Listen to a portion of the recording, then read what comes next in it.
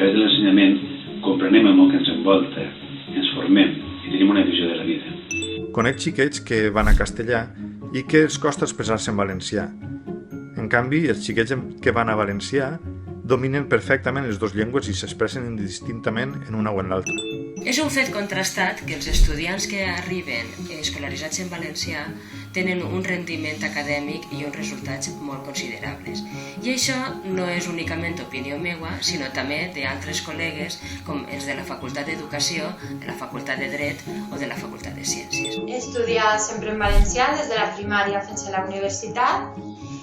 Soc graduada en Administració i Direcció d'Empreses i en l'actualitat estic treballant en el departament de vendes d'una empresa. Estudiar en valencià vol dir ser bilingüe des de menut i això m'ha ajudat moltíssim a l'hora de l'aprenentatge de les altres llengües que parlo ara mateix, que són l'italià i l'anglès. En el meu cas, estudiar o treballar a Holanda i en una universitat multicultural, amb diferents llengües i gent de diferents països.